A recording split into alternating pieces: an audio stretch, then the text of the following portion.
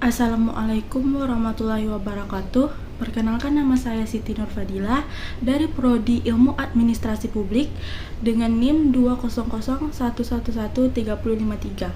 Baik, di sini saya akan menjawab pertanyaan ujian akhir semester yang diberikan oleh Bapak Zulkarnain SSO MSI. Menurut pendapat saya, pengawasan dalam pembangunan sangat penting karena bila tidak, maka tidak mungkin dilakukan koreksi perbaikan manajemen administrasi pembangunan. Tanpa pengawasan, maka pembangunan tidak akan berjalan sebagaimana mestinya. Dengan demikian, pengawasan pembangunan merupakan bagian integral dari pembangunan itu sendiri. Yang pertama, adab mengendalikan kepemimpinan pola pikir. Kepemimpinan memerlukan suatu pola pikir yang mensyaratkan pada keberanian menghadapi risiko yang tidak diketahui dan kekhawatiran yang muncul. Untuk membawa organisasi ke masa depan, para pemimpin harus berani mengambil peluang dan siap-siap dalam hal-hal baru yang tidak terduga. Perusahaan-perusahaan perlu mengembangkan pola pikir para pimpinan yang mengenali hal-hal baru dan risiko di dalamnya. Yang kedua, ada pengendalian tangkas, tujuan dan hasil utama.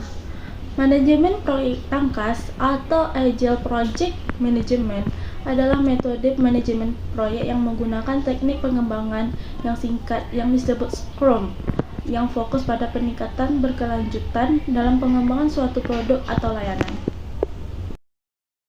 Dan yang ketiga, ada mengendalikan transformasi didorong oleh data kinerja manajemen.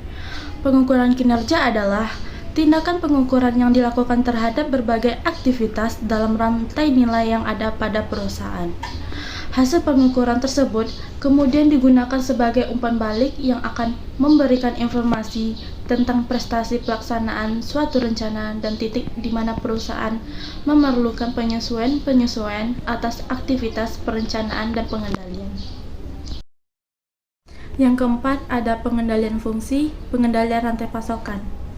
Supply Chain Management atau kita biasa menyebutnya SCM atau bisa juga disebut manajemen rantai pasokan menjadi bidang yang sangat penting dalam dunia bisnis karena terhubung langsung dengan daya saing perusahaan.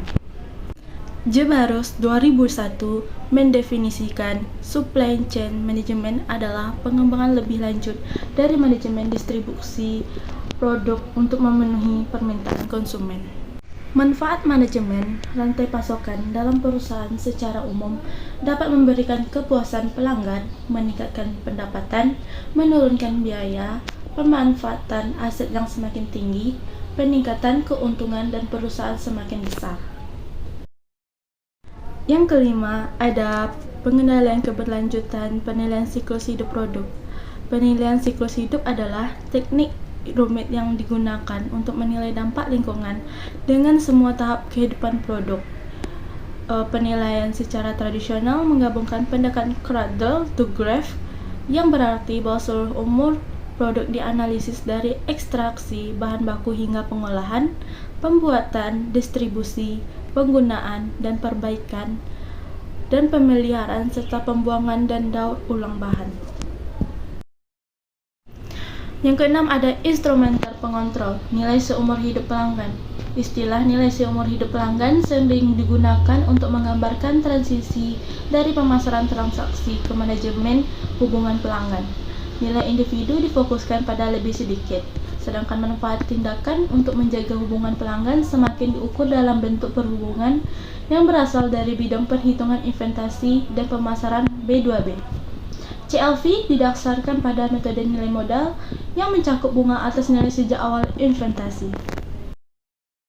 Yang ketujuh, ada pengendalian digital, Constant Nutzen Analysis.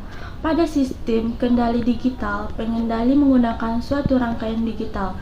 Dalam banyak kasus, rangkaian digital dimaksud adalah suatu komputer, biasanya berbasiskan mikroprosesor atau mikrokontroler atau pengendali mikro. Komputer akan menjalankan program secara berulang-ulang. Setiap perulangan disebut iterasi atau scan. Yang kedelapan, ada menguasai kompetensi.